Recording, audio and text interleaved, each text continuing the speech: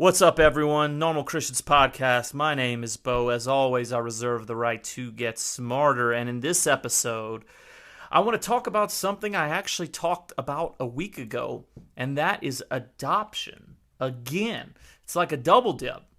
But if you listened to the episode a week ago, you know that that episode was, pretty cheery about adoption. Why we should adopt, in my opinion, or Christians should think about it. The importance of it, especially to us as Christians. But this episode that's regarding adoption is going to take a little bit of a different turn. Let's just say, if you took last week's as the good side of adoption, this week's is more of the bad side. And maybe bad side isn't the right way to put it, but the not great underbelly of adoption.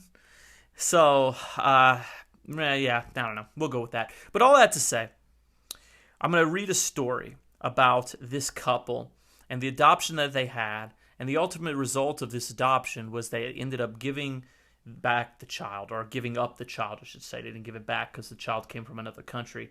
And I think that it is such a sad story, such a terrible story in a lot of ways, and should be a warning about certain things. But there's more going on here than just adoption. So there'll be a lot of reading. This comes from this story was everywhere. I think this specific one that I read about this story was from the New Yorker again. But I remember reading this whenever it was happening, not knowing the couple or anything about them at all. I remember this breaking and it just being sad then. It was a while back now, but anyway, let's just jump in.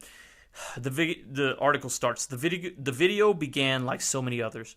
YouTubers Micah and James Stauffer, in the glow of a camera-friendly lighting, staring into the lens. By this time, instead of energetically updating their roughly 1 million subscribers on the family's lifestyle blog, on their kiddos, or Micah's mommy's morning routine, or vegan meal ideas, the couple had somber expressions. And then it gets to a quote. "This is by far the hardest video James and I have ever publicly had to make," said Micah, wearing white shirts that matched the linens on their bed where they sat. The Stauffers revealed that they had placed Huxley, their then almost 5-year-old autistic son from China, whose adoption process and life they had documented for more than 3 years, with his now new forever home, quote unquote there. Micah and James tearfully explained that the extent of Huxley's needs had not been clear when they adopted him.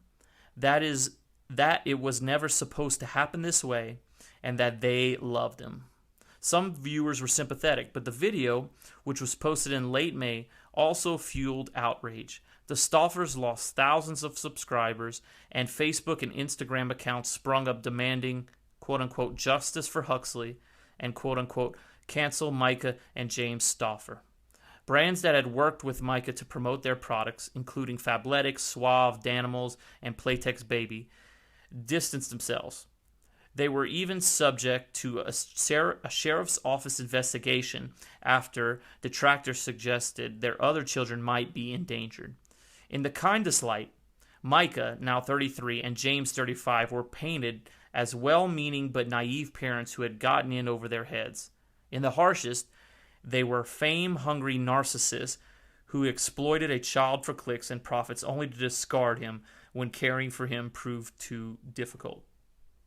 And to stop there, kind of that dynamic there, I wouldn't say that I'm on the harshest criticism of them, but I'm certainly not near the kindest light that they just got over their head. I'm certainly more in the realm of the fact that they adopted a kid. They thought it was going to be a certain way. It wasn't, and it just wasn't worth it for them anymore. They got the clicks, they got the likes, they got the sponsorships, as you're going to see, and then when it became too difficult, they went a different direction. Continuing on reading.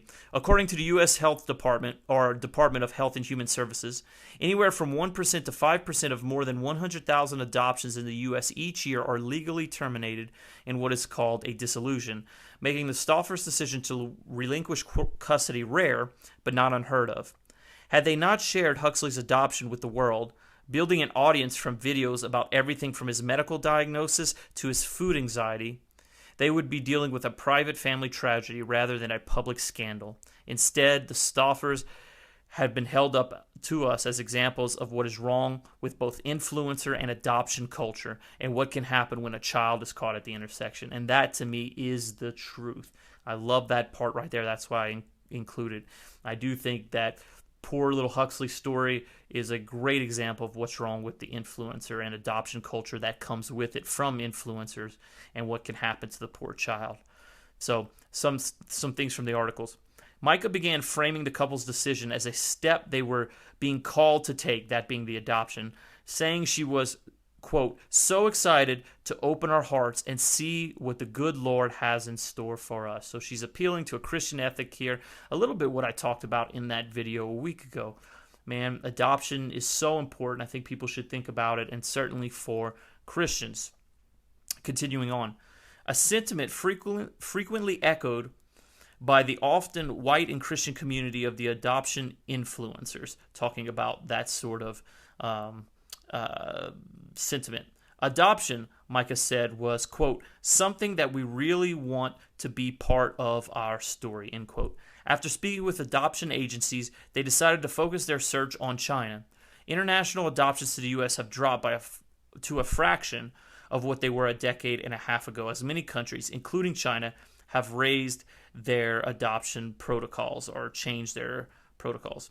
China still accounts for more adoptions to the U.S. than any other country, but now almost all adoptees from China to the U.S. are toddler age or older, and many have existing health conditions. If the Stauffers adopted from China, they would almost certainly be choosing a child with special needs. It's important to keep in mind.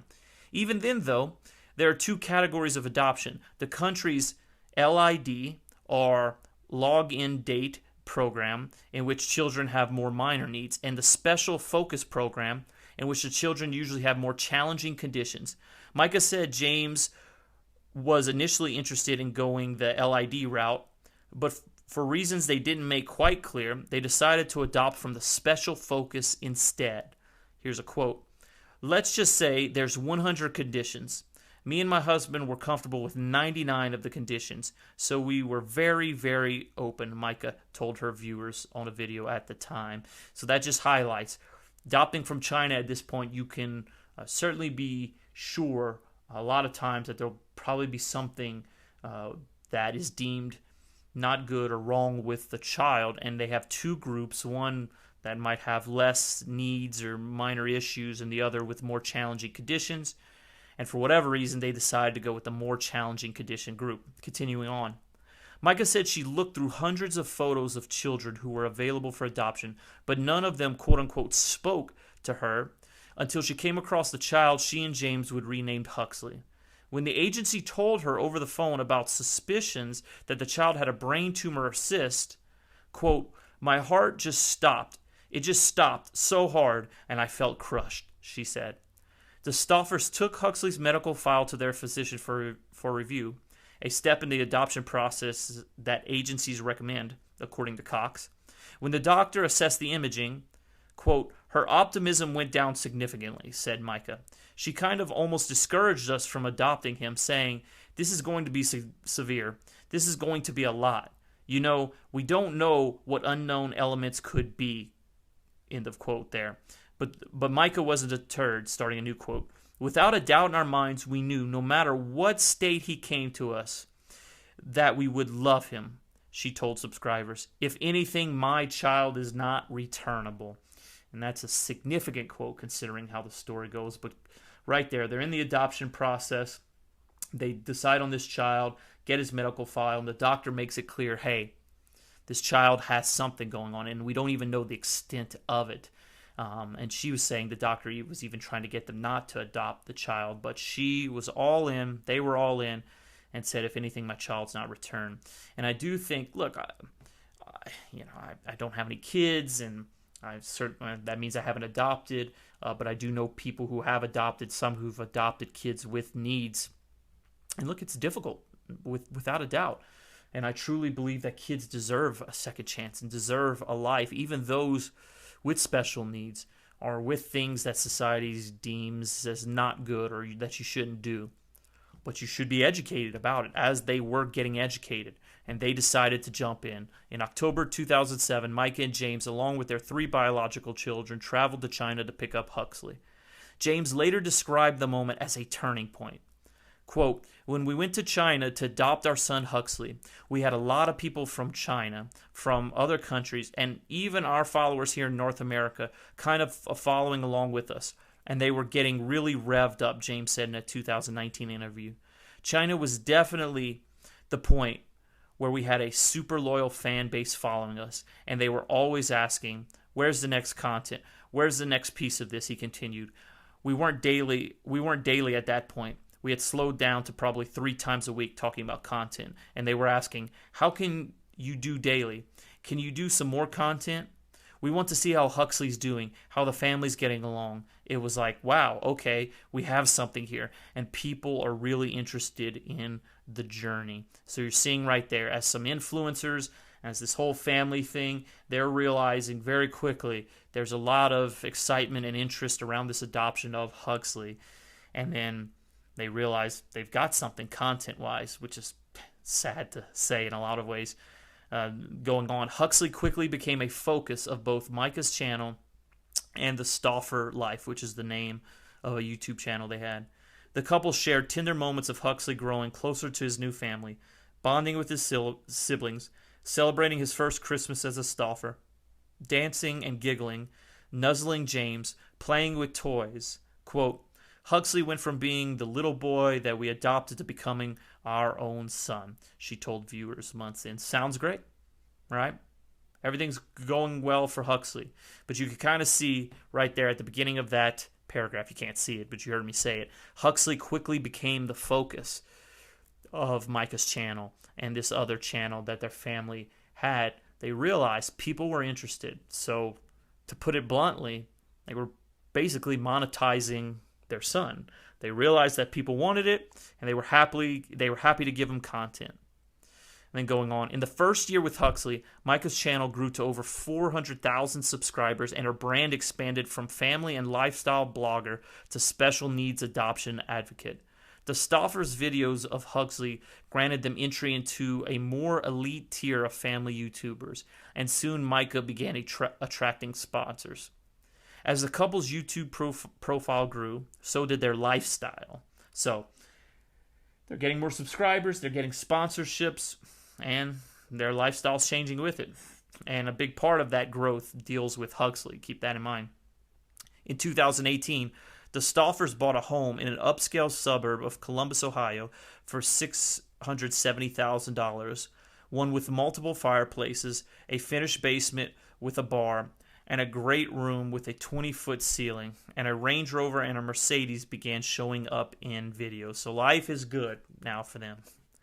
Only weeks later, the article went on to say some things, but at that point, I believe it was referencing the fact that Micah told her audience that she was pregnant again, was going to be their 5th child, their 4th biological.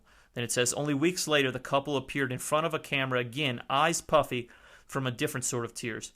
Huxley, they revealed, had been diagnosed with autism spectrum disorder level 3, the most severe form in which communication challenges can be lifelong. The therapist told them that Huxley's IQ was below average and that he would be very likely never going to college. Micah described the news as really hard to stomach. You guys knew when we adopted Huxley from China, they told us that he had a brain tumor, and they said that his IQ was completely up to par. No delays and no issues. So when we get all this news, he doesn't have a brain tumor, which is fantastic, but he does have several issues. ADHD, level 3 autism, may live with you for the rest of your life, may never be potty trained. When we heard all these things, it just hurt. It just hurt, she said, adding that she trusted God and he had given her, quote, a bit more than I knew what to do with, end quote. The article adds, in China, toddlers are routinely screened for autism the way they are in the U.S., says Martin. Even here, the average age of diagnosis is about 3 years and 1 month, older than Huxley was when he was adopted. So they get the news, Huxley's got severe form of ADHD, of autism. He has ADHD and some other issues, and it's difficult to hear, as I would imagine. But like it says, they're leaning on God in all this. And so it goes on to say they placed Huxley in preschool and 30 hours of in-home therapy a week and continue to record their family's stories, continuing to put content out there with Huxley. Micah shared their struggles with various parenting publications and maintained that the challenges were worth the rewards. Quote, "My son has taught me to love completely and unconditionally, regardless of the circumstances and without exceptions," she wrote for The Bump. The article was accompanied by a photo of Micah gently kissing Huxley in the sunlight, her blonde blowout falling on her over her shoulders, her son's small hands on the lapel of her vest. As the months went on, however, Huxley began to appear less frequently. The Stauffers attempted to explain why the child wasn't as prominent. So the couple tried to help their son. They were hiring caregivers and therapy, but nothing seemed to help. By January of that year, Micah and James decided that they needed a break, so they took a trip to Bali. You know, like most families can take a trip to Bali when they're overwhelmed, with their new infant son, which, of course, they documented all of that on Instagram. In the pictures, there are images. They are the image influencers tend to strive for. Well-traveled, happy, blessed, blah, blah, blah. Since adopting Huxley, Micah and James' online success had grown substantially. Total earnings are difficult to estimate, but the Stauffers earned from $4,000 to almost $67,000 from their 3 channels in April and May of 2020, those 2 months. According to analytics site Social Blade, a number that does not include revenues from sponsorships. Micah had to hire a manager to handle all the DMs from companies that wanted to work her. Times are tough, but times are also still good, making a lot of money. Offline that spring, the Stauffers were talking with medical experts and therapists, conversations that would lead them to the possibility of finding a new home for their son. That was never part of their quote-unquote journey they had expected to experience, much less share. Followers, though, began asking about their child in the comments of Micah's Instagram. Eventually, the questions morphed from inquisitive to concerned to angry. On May 3rd, the first post on the anonymous Instagram account Justice for Huxley appeared. "Micah, we are very worried about your son. Deleting Instagram comments and avoiding questions inquiring about Huxley and his whereabouts is extremely suspicious and worrying. We won't stop until we have justice for Huxley." When the Stauffers finally broke their silence in late May, they said they had initially kept quiet because they didn't want to jeopardize Huxley's transition to his new family. In their video, Micah said that Huxley was thriving in his new home, that he was happy, and that, quote, his new mommy has medical professional training and is a very good fit, end quote. But the optics of their situation was fraught. They initially tried to address their detractors in the comments section. Multiple scary things happen inside the home towards our other children, and if these events happened with one of my biological kids, after all the help and after all the behaviors we witnessed, sadly, we would have had no other choice than to seek help and get their needs met. They also allege that Huxley, a preschooler who in their video often signed to communicate basic needs, wanted this decision.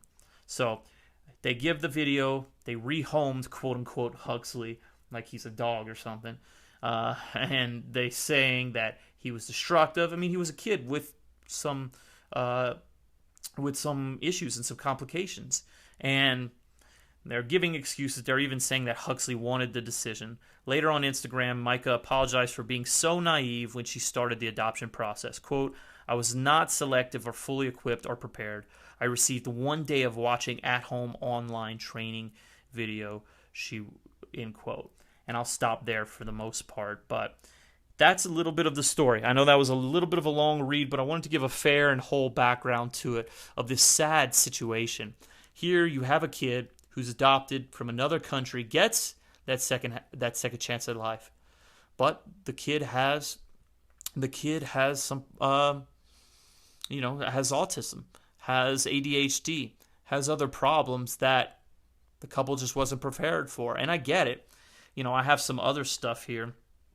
There's certainly other people who've gone through this. There was one quote that from a lady who had to do it. She talks about the ignorance that she had, but she also talks about there was arrogance, that they believed that they could overcome the challenges, that love was going to be enough, whatever it was.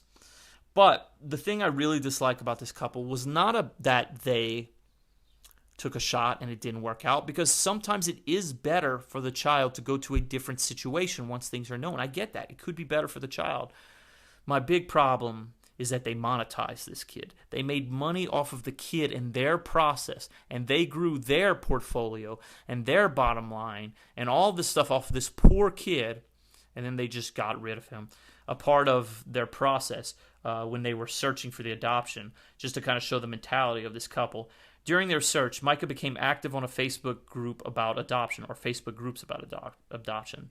Cynthia Martin, a clinical psychologist who specializes in autism spectrum disorder and is the mother of 2 adopted daughters from China, says she first encountered Micah in a group specific to parents who either had adopted from China or were interested in doing so. She said Micah was, quote-unquote, very vocal within the group and had reached out to her to ask about various special conditions. Michael also talked about her vlog. She did ask to be followed, if I wouldn't mind helping her out, that her family was really trying to get this vlog off the ground, Martin recalls. She framed it as wanting to use it as a way to document their adoption process, similarly to how some other families will blog about those things. But those are blogs that are generally geared towards family, friends, people in your close community, end quote there. The solicitation was off-putting, but Micah persisted. She would ask families, can you follow me? Can you go and like my video, said Martin. At this point, myself, as well as other families who I'm in touch with through this community, decided we're just going to keep our distance for now. And I think that quote right there, or that little paragraph, shows the mentality of this woman, and I'd assume by extension her husband, that during the adoption process, she was in groups trying to get information, but she was trying to solicit followers. She was trying to solicit people joining, following the channel, getting likes, which is just so sad. It's just so sad. They saw an opportunity, and as I read in the article, their profile skyrocketed as a result of their adoption. They gained so many followers, and they made so much money. And then it got difficult, and it got too difficult. And unfortunately, Huxley ended up at a different place. Now, the article did say, with little information, that Huxley did seem fine. So that's good to hear that the kid hopefully is getting the care that he needs. But this just brings me, as I said, to maybe a dark underbelly of adoption, if you will. That adoption is used not for the benefit of the child, not for, let's say, as I talked about in the other video, a higher purpose that we're called to as Christians. But the process, and maybe even the child at times, are used for the betterment of the parents, for them in some sort of way. And I think that's, look, I'm trying not to be judgmental of people, a whole lot less now, especially since I'm doing this. But it's just hard to hear this stuff. I remember when this all broke, and just my heart broke for the kid. Now, it hopefully has had a happy ending, that he was able to get a family that maybe is providing for him now. But just let me try to, use kinder words, but the icky, almost disgusting feeling of these people who make livings being influencers and have no problem sticking the poor kid in all these videos and photos and all this sort of stuff. But then, again, it just seems like, oh no, it got too hard. Oh no, it just wasn't working out. So let's just move him somewhere else. Let's just do that. It doesn't fit anymore with the family picture that they were trying to put forward, or the life that they were putting forward. Now, I'm sure they would defend themselves in different ways and all that, but this is a sad part in reality of adoption. I mean, I've even heard people joke, but I'm sure it happens actually. The whole blind side thing where you adopt a kid, and they become a great athlete, and you're awesome. And I even talked about Simone Biles being adopted. And I've seen that a lot because I love sports. These kids who get adopted and they get a shot. It's awesome. But I've heard people joke about how, they hope to adopt a kid and their kid goes pro. And I mean, I'm sure, at least I hope it's joking. But that mentality is out there, that somehow I will do this thing and I will benefit. or we will benefit in some sort of way. It stops being about the child and what you could give and all that, and becomes about you. Whether it's social media influencers or whether it's, man, I hope this kid can go on to do all these different things. Or maybe it's even the sense of just pride in that you were able to do something like that. Whatever it is, it stops being about the child. It starts being about you or your husband or your wife, or both of you, whatever it is, or your family, or what you can gain from it. And that is a bad part of adoption, unfortunately, that people do this sort of thing. Now, I'm sure people have done it, and kids have found a good home, and it's all worked out, but it's just so sad. And as Christians, I mean, I would hope I wouldn't have to say this, but I guess let me make sure. It should just never be the case. If you're going to step forward in adoption, man, it should always be about the kid, giving them a different life, realizing that you're going to have to make a sacrifice, maybe even big sacrifices for that child. Now, again, I don't want to be judgmental and say there aren't times when it's for the betterment of the child to be in a different situation because things come up. I get that. Even in the article, it highlighted that sometimes, especially in these countries like China, the kids are just abandoned. So they have no way to know what happened to the child in those early years, formative years, or maybe even if something went wrong. So there's just guessing. We just don't know. But that's still, though, if your heart's in it for the kid and their best interest, that's fine. But you're like this story, you're monetizing the child until it seemingly becomes hard. And again, it still may be in the best interest of the kid, but I think the backlash is well deserved.